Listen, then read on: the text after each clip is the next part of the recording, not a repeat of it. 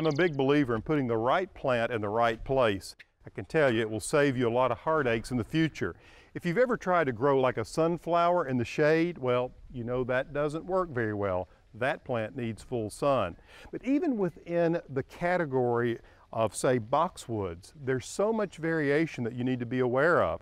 This is one called green velvet that stays much smaller at maturity, as opposed to these big giant Buxus sempervirens we have punctuating the entry to the fountain garden here at the Garden Home Retreat.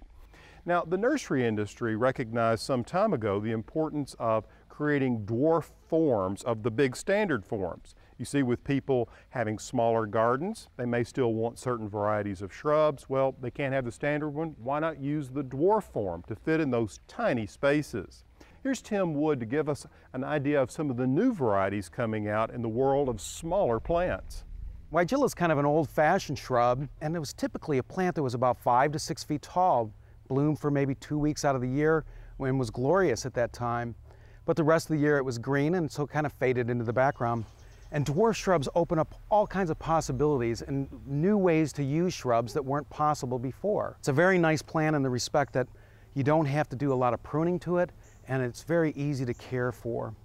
And the thing that I like about it too is it provides a nice array of color. And dwarf shrubs have this possibility of giving us new ways to use flowering shrubs. We can intermix them in the perennial garden, we can plant them like we would plant annuals, and if we put them close together, we eliminate a lot of weeding problems. The great thing about Weigela is it comes in a lot of different colors, and there are other dwarf varieties. One of everyone's favorite shrub is the butterfly bush. And again, this is a plant that really is quite exciting because it attracts butterflies to the garden. But a lot of people don't know how to prune them, and typically it's a plant that can get 5, 6 feet tall. Now there's a new form of Buddleia, and it's basically about an 18, 24 inches tall, maybe 30 inches tall at the tops. And it blooms and forms this beautiful tight mound of blue flowers and gives you a whole new use for butterfly bush. And the plant just blooms and blooms from midsummer all the way until basically late fall. And your kids are just going to love the fact that it attracts butterflies as well. That just brings a garden to life when you have butterflies in the garden. Speaking of little guys, check out this little hydrangea. It's actually been hybridized to be about half or even 2/3 the size of a typical hydrangea. And this, again, opens up all kinds of possibilities of how we can use it in the garden. Where typically we'd probably have to do a lot of pruning to keep a hydrangea this small and sacrifice flowers.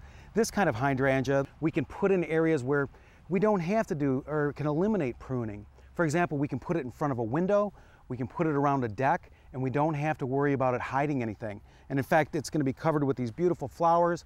And this is just a great example of how this new trend in dwarf flowering shrubs can really bring pow and impact to your garden.